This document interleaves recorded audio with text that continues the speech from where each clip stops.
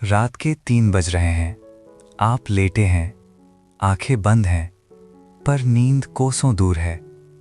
पंखा घूम रहा है, छत वही है, कमरा वही है, पर दिमाग ने तो जैसे कोई पुरानी डायरी खोल ली है और एक एक पन्ना पलट रहा है। वो बात जो आज दोपहर किसी ने कही थी, वो नज़र जो किसी ने डाली थी, वो जवाब जो आप दे नहीं पाए, और वो जवाब जो आपने दे दिया, पर अब लग रहा है कि काश कुछ और बोलते। कभी आपने गौर किया है रात को दिमाग कितना तेज हो जाता है? दिन में तो किसी तरह कट जाता है, काम है, लोग हैं, शोर है, पर जैसे ही रात आती है, जैसे ही सब चुप होता है, तो दिमाग शुरू हो जाता है। एक बात से दूसरी बात, दूसरी बात से तीसरी, और फिर वो बातें जो सालों पुरानी हैं, जिनका अब कोई मतलब नहीं है, वो भी बिन बुलाए आ जाती हैं। जैसे कोई आपके कान में धीरे धीरे कह रहा हो कि तुमसे गलती हुई थी, तुम कम हो, तुम अकेले हो, और तुम हमेशा अकेले रहोगे। ये बातें सच नहीं हैं, पर रात के 3 बजे सच और झूठ का फर्क मिट जाता है। बस वो आवाज रह जाती है और आप अकेले। गौतम बुद्ध ने बहुत पहले एक बात कही थी। उन्होंने कहा था कि इंसान का सबसे बड़ा दुश्मन बाहर नहीं होता, वो अंदर बैठा होता है, और वो दुश्मन है आपका अपना दिमाग, जब वो आपके काबू से बाहर हो जाता है। आज की कहानी उसी दिमाग की है, उसी रात की है, उसी इंसान की है जो शायद आप हो, जो बिस्तर पर लेटा है, जिसकी आंखें थकी हैं पर बंद नहीं हो रही, जिसका शरीर टूट चुका है पर दिमाग रुकने का नाम नहीं ले रहा। और अगर आज रात भी आपका यही हाल है तो ज़रा रुकिए, क्योंकि शायद ये कहानी आज रात आपके लिए ही आई है। अर्जुन 25 साल का लड़का दिल्ली के एक छोटे से कमरे में रहता था, अकेला। कमरे में एक पलंग था, एक मेज़, एक पुरानी कुर्सी और दीवार पर एक आईना, जिसमें वो अब अपना चेहरा देखने से बचता था, क्योंकि जब भी वो आईने में देखता था उसे एक थका हुआ, बुझा हुआ चेहरा दिखता था। और फिर वही सवाल आता था, ये मैं कैसे यहाँ पहुँच गया? 2 साल पहले तक सब ठीक था, एक अच्छी सी नौकरी थी, कुछ दोस्त थे। घर से फ़ोन आता था तो माँ कहती थी बेटा खाना खा लिया, और वो हंसकर कहता था हाँ माँ खा लिया। पर फिर नौकरी चली गई, एक एक करके दोस्त दूर हो गए, और घर से फ़ोन अब भी आता था, पर अब माँ पूछती थी बेटा सब ठीक है ना? और अर्जुन कहता था हाँ माँ सब ठीक है, पर कुछ भी ठीक नहीं था। सबसे बुरा हाल रात को होता था, जब सब सो जाते थे और अर्जुन अपने उस छोटे से कमरे में अकेला रह जाता था, तो दिमाग शुरू हो जाता था। पहले वो बात आती जो उसके बॉस ने कही थी, तुम में वो बात नहीं है। फिर वो बात आती जो उसके सबसे अच्छे दोस्त ने कही थी, यार तू बहुत ज़्यादा सोचता है, तेरे साथ रहना मुश्किल है। और फिर वो सब बातें आती जो किसी ने नहीं कही थी, पर उसके दिमाग ने खुद बना ली थी, तुझसे कुछ नहीं होगा, तू बेकार है, तू बोझ है। अर्जुन बिस्तर पर करवट बदलता, तकिए को उलटता, फ़ोन उठाता फिर रख देता, छत को देखता, दीवार को देखता, घड़ी में 2 बजते, फिर 3, फिर 4, और नींद नहीं आती। एक रात उसने अपनी डायरी में लिखा, बस एक लाइन, मैं थक गया हूँ, पर किससे थक गया हूँ ये नहीं पता, शायद खुद से। और उसी रात कुछ हुआ जिसने उसकी ज़िंदगी हमेशा के लिए बदल दी। उस रात अर्जुन का दम घुट रहा था, कमरे की दीवारें जैसे पास आ रही थीं। उसने चप्पल डाली और बाहर निकल गया। रात के 3 बज रहे थे, सड़कें खाली थीं, सिर्फ एक कुत्ता कहीं दूर भौंक रहा था। ठंडी हवा चेहरे पर लग रही थी। अर्जुन चलता रहा, बिना सोचे, बिना किसी तरफ देखे, बस चलता रहा। पास में एक पुराना बगीचा था, उसमें एक पुरानी बेंच थी, और उस बेंच पर एक बूढ़ा आदमी बैठा था, सफ़ेद कपड़ों में, सिर मुंडा हुआ, चेहरे पर अजीब सा सुकून, जैसे दुनिया की कोई बात उसे छूती ही नहीं। आंखें बंद थीं, हाथ गोद में रखे थे, और उसके चेहरे पर हल्की सी मुस्कान थी। अर्जुन उसे देखता रहा। उसने सोचा ये कौन है जो इतनी रात को इतने सुकून से बैठा है, जैसे उसे कोई फिक्र ही नहीं, जैसे उसका दिमाग उससे लड़ नहीं रहा। बूढ़े आदमी ने आंखें खोली, अर्जुन को देखा, कुछ नहीं बोला, बस देखा। अर्जुन को लगा कि शायद उसे चले जाना चाहिए, पर पैर नहीं हिले।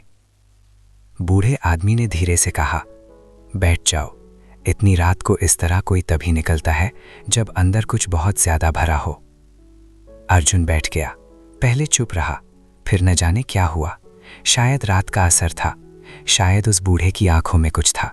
अर्जुन बोलने लगा, मेरे दिमाग में बहुत शोर है। दिन में तो किसी तरह चल जाता है, पर रात को सब कुछ इतना तेज हो जाता है। पुरानी बातें, पुराने लोग, पुरानी गलतियां सब एक साथ आते हैं और मैं कुछ नहीं कर पाता। बस लेटा रहता हूं और सोचता रहता हूं। बूढ़े आदमी ने गौर से सुना, कोई बीच में नहीं टोका, कोई सलाह नहीं दी, बस सुना। और जब अर्जुन चुप हुआ तो बूढ़े ने धीरे से कहा, तुम्हें पता है, गौतम बुद्ध ने भी एक बार ऐसे ही किसी से बात की थी। चलो मैं तुम्हें वो बात सुनाता हूं।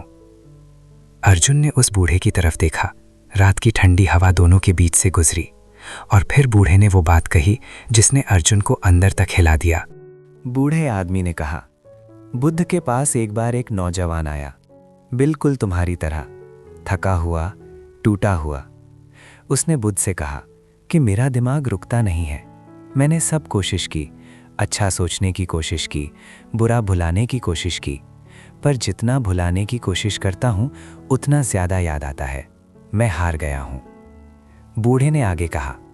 बुद्ध ने उस नौजवान को कुछ नहीं कहा, बस अपने पास रखा एक गिलास उठाया। उसमें थोड़ा पानी था और उस पानी में मिट्टी घुली हुई थी। पानी गंदा था। बुद्ध ने वो गिलास नौजवान को दिया और कहा, इसे हिलाओ। नौजवान ने गिलास हिलाया, मिट्टी और ऊपर आ गई, पानी और गंदा हो गया। बुद्ध बोले, और हिलाओ। उसने और हिलाया, पानी और खराब हो गया। बुद्ध बोले, अब और जोर से। नौजवान ने जोर से हिलाया। अब पानी में कुछ दिखता ही नहीं था, बस गंदगी थी। अर्जुन सुन रहा था। उसकी आंखें उस बूढ़े पर टिकी थीं। बूढ़े ने कहा। फिर बुद्ध ने वो गिलास नौजवान के हाथ से लिया और मेज पर रख दिया। बोले, अब कुछ मत करो, बस देखो।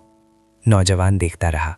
1 पल, 2 पल, 3 पल, और धीरे धीरे, बहुत धीरे धीरे मिट्टी नीचे बैठने लगी।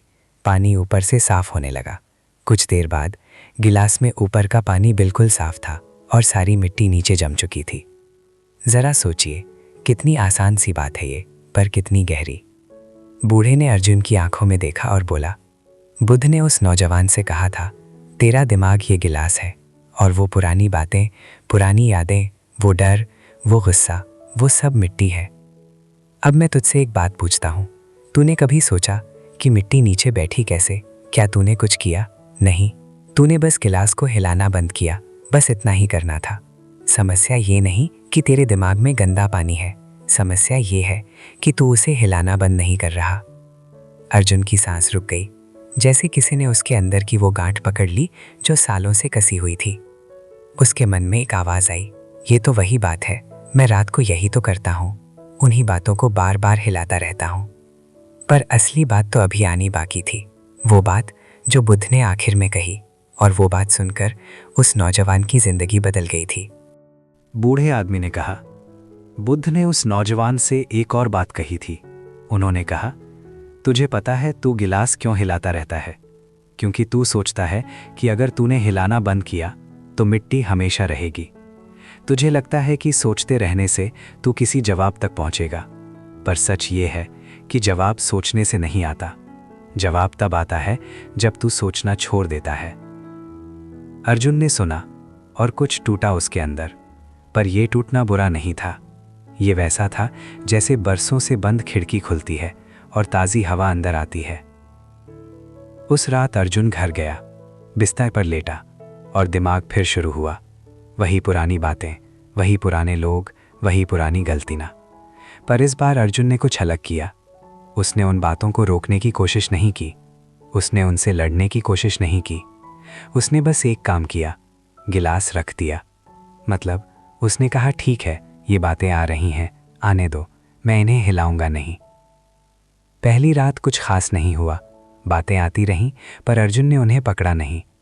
दूसरी रात भी ऐसा ही किया, तीसरी रात भी, और चौथी रात कुछ अजीब हुआ। वो बातें आईं, पर इस बार उनकी आवाज़ धीमी थी, जैसे मिट्टी नीचे बैठ रही हो, धीरे धीरे। 1 हफ्ते बाद अर्जुन को पता चला कि वो रात को बिस्तर पर लेटता है और पंखे की आवाज़ सुनता है।